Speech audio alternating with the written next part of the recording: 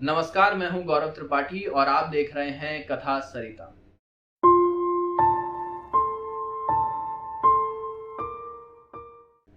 एक बार की बात है, मगध राज के गांव में एक महात्मा हुए।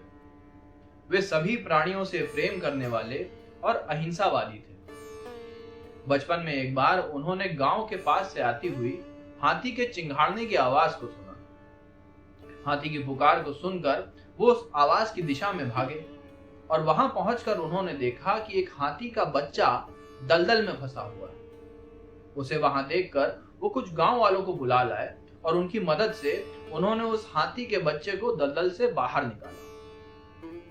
ये महात्मा जब बड़े हुए तो उसी गांव में रहकर अनेक तरह के सामाजिक कार्य करने लगे और उनकी देखा देखी गांव वाले भी आपसी मनमुटाव छोड़कर सामाजिक कार्यों में लग गए।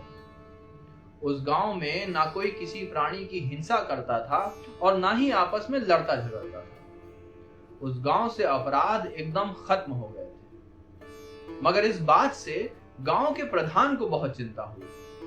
उसने सोचा कि इस महात्मा की वजह से इस गांव से अपराध खत्म हो गए हैं, जिसकी वजह से अपराधियों से मिलने वाला जुर्माना मुझे अब नहीं मिलता। और तो और सभी गांव वालों के पुण्यात्मा हो जाने से उनके मन से मेरा भय चला गया है। इसलिए कुछ भी करके इस महात्मा को रास्ते से हटा देना चाहिए। ऐसा निश्चय करके वो गांव का प्रधान मगध नरेश के पास गया और राजा के सामने जाकर उसने कहा कि उसके गांव में एक कुख्यात डाकू आ गया है जो अपने साथियों समेत महात्मा का वेश धारण करके रहता है। उस गांव के प्रधान की बात का विश्वास करके मगध नरेश ने उस डाकू और उसके साथियों को मृत्यु दंड का आदेश दिया। राजा का आदेश पाकर उसके अधिकारी उस गांव से उन महात्मा और कुछ गांव वालों को पकड़कर राजधानी ले आए और मृत्यु दंड देने के लिए उनके हाथ पैर बांधकर उनको जमीन पर लिटा दिया गया। फिर राजा की सेना का एक मदमस्त हाथी उनको कुचलने के लिए उनके ऊपर छोड़ दिया गया। मद के नशे में चूर दौड़ता हुआ हाथी जैसे ही महात्मा के करीब पहुंचा तो उन्हें देखकर चिंघाड़ता हुआ वापस लौट गया। महावत के बार बार प्रयास करने पर भी उस हाथी ने उन्हें नहीं कुचला। राजा ने जब ये देखा तो उन महात्मा को अपने पास बुलाकर इस बात का कारण पूछा।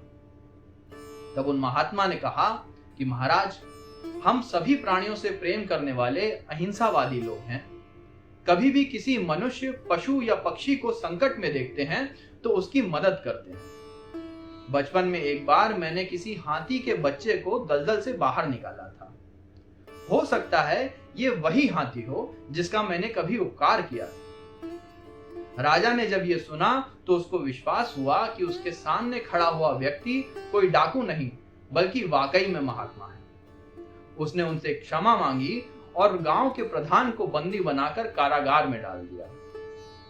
तब राजा के द्वारा सम्मानित होकर वो महात्मा गांव वालों समेत वापस अपने गांव को आ गए और पहले की तरह सामाजिक कार्यों में लग गए। जैसे उनका भला हुआ वैसे सबका भला।